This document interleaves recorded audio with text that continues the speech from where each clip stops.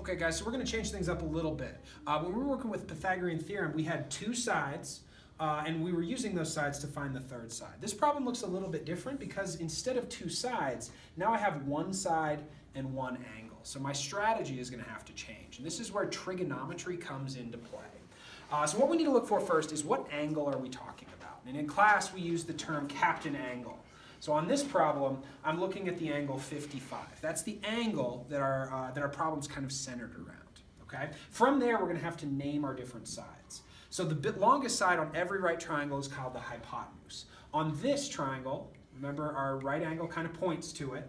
On this triangle, 10 is going to be our hypotenuse, okay? We also are going to have an opposite side, which is the farthest away from our captain angle. So that can either be x or it can be the one next to it. And I want to draw a line straight across to find my opposite, right? Because opposite means on the other side, which makes x my opposite side. Okay? We don't have an adjacent side, but that would be the side that's just right next to the angle, and that's fine. We actually only need two things to solve these problems. Okay, so in class, we told you guys to burn this into your brains. Toa.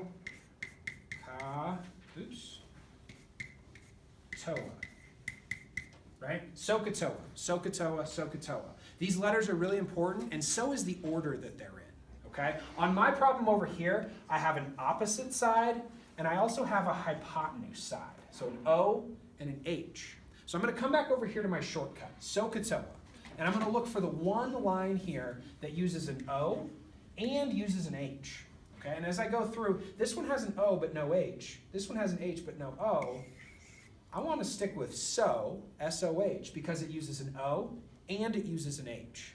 Okay, and when I set that up over here, I'm going to write out an equation. We're always going to kind of follow the same format in this video and in the next video. The S here stands for sine. Okay, so in trigonometry we use sine, cosine, and tangent, and those are abbreviated to 3 letters in your calculator. Okay, so I'm going to write sine, and then I'm going to write my captain angle. In this problem it's 55. Okay, and then we're going to write equals, and on the other side of our equals sign we're always going to have a fraction. And if we come back over here, this actually tells us the order of the fraction. We've got O, and then we've got H.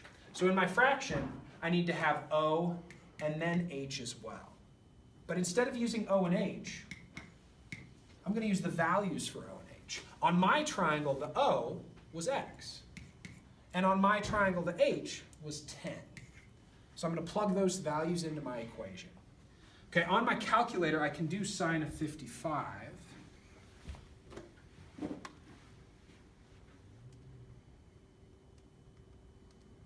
And that's 0.819. And now I just have to think about solving. To get x by itself here, I'm going to multiply times 10. My 10s are going to cancel, just leaving me with x. Over here, I'm also going to have to multiply by 10, and that's going to leave me with 8.19. So this side over here is 8.19 units long. So we're still dealing with these pesky right angles. They just keep losing things like their sides. In this case, we're given an angle and a side. So just like Mr. Matthews said, not enough information for Pythagorean theorem. You need at least 2 sides to find another missing side. So we're going to use our trig. So we need to do the following things. 1, identify the captain. It's the one we gave you here at 31. 2, label up that triangle, opposite, hypotenuse, and the adjacent side. The right angle is always pointing to the hypotenuse. And then adjacent is just a fancy way of saying next to. And this 31 angle is next to the 17, which would make it my adjacent side. Now the opposite side, there's nothing over there. I don't even need to worry about it. So we've identified the captain, we've labeled the side. Now it's time for trig. So we're going to go to our SOHCAHTOA. And we have to figure out, is this going to be a sine, a cosine, or a tangent problem? Over here, you were given the adjacent side and we're solving for the hypotenuse. So I want to see other side. So now we got to figure out which one's it going to be. Is it going to be sine, cosine, or tangent? Since it's adjacent and hypotenuse, I see that this guy has the A and the H. So it's going to be a cosine problem, which we're gonna write just COS. Then our captain angle 31 is equal to, and like Mr. Matthews said, this tells you the order of your fraction. Adjacent over hypotenuse. Adjacent over the hypotenuse that we already labeled. But this time, our problem solving is going to change a little bit because the x is in the denominator. So our first step is still going to be multiplying both sides by the denominator, because that's like dividing by x. So the opposite is multiplying each side by x. The x's over here cancel out, and we're just left with a 17 over there. Now, this looks pretty nasty over here, but the cosine of 31 just stands for a decimal, which I'm going to go ahead and get right now with my calculator. So if I do the cosine of 31, I'm going to get x times 0.857 as a decimal. One more step to solve for x. The opposite of multiplying is dividing by that decimal. And so x, this will cancel out. So x is going to equal 17 divided by 0.857, 19.8.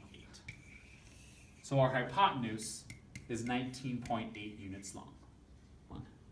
All right, guys, so one more practice problem with one of our trig type problems. So once again, we're going to start by finding our captain angle. And again, our captain angle was given to us, and in this problem, it's 40 degrees. So from that 40 degrees, we need to find our different sides. Our hypotenuse is always across from my right angle. It's this side over here, but it's not labeled as x or as 13, so we don't really care about it in this problem.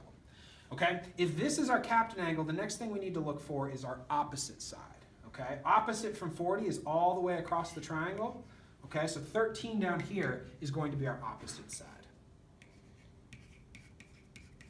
And adjacent is the last side that we care about. It's the one that's right next to our angle, which means that it's got to be x. Bring! This is magically up here now. Okay, so we're going to look for the one that uses adjacent and opposite. Okay, we need to find our trig function that uses O and an A. So I'm going to come back over here to my SOHCAHTOA, and I'm going to look for O and A. This one doesn't have an A, this one doesn't have an O, so we're going to have to use TOA, okay? The T in TOA stands for tangent, and we write that out just using tan, okay? Next to tan, we're going to put our captain angle, which was 40, and then our fraction. Once again, TOA tells us the order, right? It's O before A, not the other way around. So we're going to have to put O before A when we're writing out our equation. Okay, from here we can find tangent of 40. So I'm going to need to grab my calculator, go down to tan, hit enter, 40, hit enter. This is a decimal, it's 0.839 is equal to 13 divided by x. Okay, and same thing as Mr. Bakke went through on the last problem, we have to get rid of our denominator here. So even though we're not getting x for itself, we're getting a little closer to our answer. If I multiply both sides by x, those x's will cancel and just leave me with 13. But I have to do the same thing over here as well. I'm going to multiply by x. I end up with 0.839 times x. And now I'm one step away. To get x by itself, I'm going to divide by 0.839. Those will cancel. I'm left with x. And I have to do the same thing over here, 0.839. My final answer is going to be 15.49. And that is the value of our missing side.